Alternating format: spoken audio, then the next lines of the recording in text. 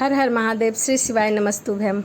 आज हम सुनेंगे श्रवण मास में सुनी जाने वाली कथाएं जो आप सोमवार के दिन भी सुन सकते हैं। तो चलिए कथा को शुरू करते हैं। अमरपुरी नगर में एक धनी व्यापारी रहता था। दूर दूर तक उसका व्यापार फैला हुआ था। नगर में उस व्यापारी का सभी लोग मान सम्मान किया करते थे। इतना सब कुछ होने पर भी व्यापारी को बहुत दुख था, क्योंकि व्यापारी की कोई भी संतान नहीं थी। दिन रात एक करके उसे यही चिंता सताती रहती कि उसकी मृत्यु के बाद उसके व्यापार और धन संपत्ति को कौन संभालेगा। पुत्र पाने की इच्छा से वह व्यापारी प्रति सोमवार को भगवान शिव की व्रत किया करता था। सायंकाल में व्यापारी मंदिर में जाकर भगवान शिव के सामने घी का दीपक जलाया करता था। उस व्यापारी की भक्ति इसके बावजूद पार्वती जी नहीं मानी। उन्होंने आग्रह करते हुए कहा भगवान भोलेनाथ से कि आपको इस व्यापारी की इच्छा पूरी करनी चाहिए। यह आपका अनन्य और प्रिय भक्त है। यह हर प्रति सोमवार को विधिवत व्रत रखता है और पूजा अर्चना करता है। भोग लगाकर ही भोजन ग्रहण करता है। आपको इसे पुत्र प्राप्ति का वरदान अवश्य देना चाहिए।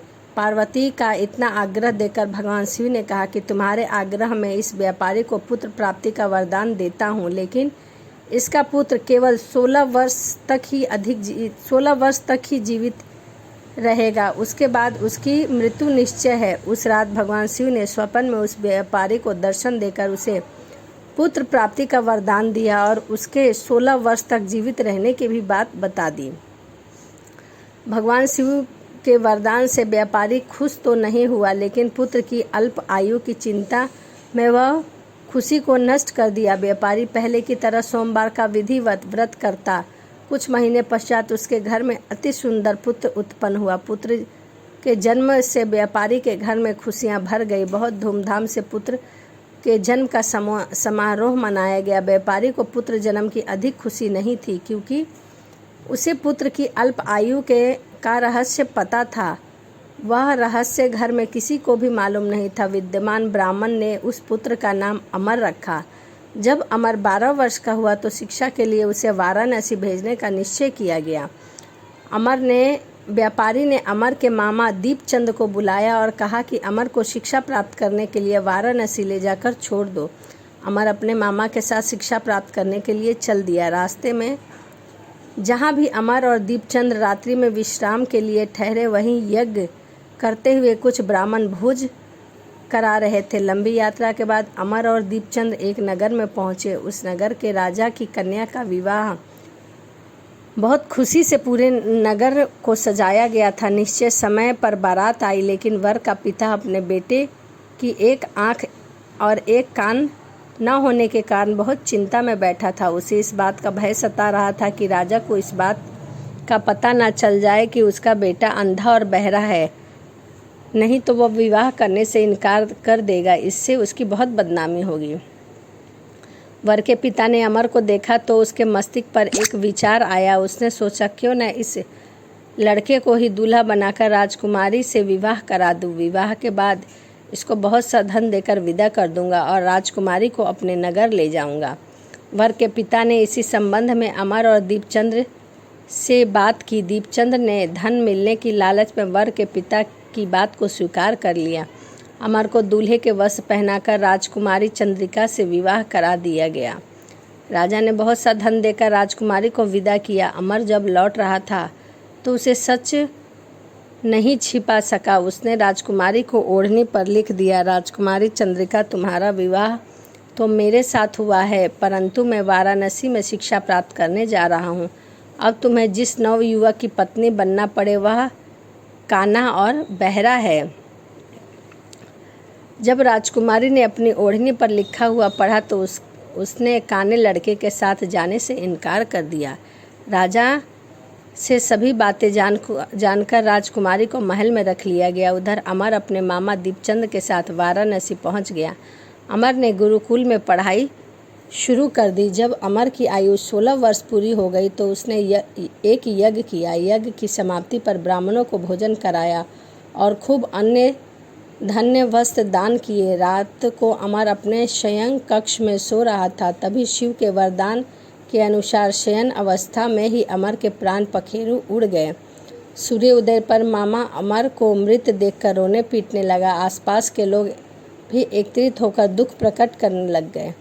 मामा के रोने विलाप करने के स्वर समीप से गुजरते हुए भगवान शिव और माता पार्वती भी गुजर रहे थे। माता पार्वती ने भगवान शिव से कहा, हे प्राणनाथ, मुझको इसके रोने के स्वर सहन नहीं हो रहा, आप इस व्यक्ति के कष्ट को दूर कर दो। भगवान शिव ने पार्वती के साथ अदृश्य रूप में समीप जाकर अमर को देखा। पार्वती जी से बोला, हे पार्वती, यह तो उसी व्यापारी का पुत्र है, मैंने जिसे 16 वर्ष की आयु का वरदान दिया था। इसकी आयु अब पूरी हो चुकी है।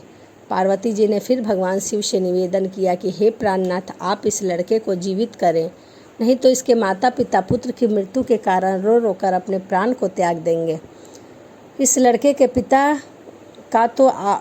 आपका परम भक्त है, वर्षों से सोमवार का व्रत करते हुए आपको भोग लगाकर ही भोजन ग्रहण करता है। पार्वती के आग्रह करने पर भगवान शिव ने उस लड़के को जीवित होने का वरदान दिया और कुछ ही पल में वह जीवित होकर उठकर बैठ गया। शिक्षा समाप्त होने के बाद अमर अपने मामा के साथ अपने नगर को चल दिया। दोनों रास्ते में उसी नगर में जा पहुँचे जहाँ अमर का विवाह हुआ था। उस नगर में अमर के यज्ञ का आयोजन किया गया। समीप से गुजरते हुए नगर के राजा ने यज्ञ का आयोजन देखा। राजा ने अमर को तुरंत पहचान लिया। यज्ञ समाप्त होने पर राजा अमर और उसके मामा को महल में ले गए और कुछ दिन उन्हें महल में रखकर बहुत सा धन वस्त्र देकर अपनी पुत्री राजकुमारी के साथ विदा कर दिया गया। रास्ते में सुरक्षा के लिए राजा को बहुत सारे सैनिक भी साथ भेज दिए गए। दीपचंद्र ने नगर में पहुंचते ही एक दूत को घर भेजकर अपने आगमन की सूची भेजी। अपने बेटे अमर को जीवित वापस लौटता देख व्यापारी बहुत प्रसन्न हुआ।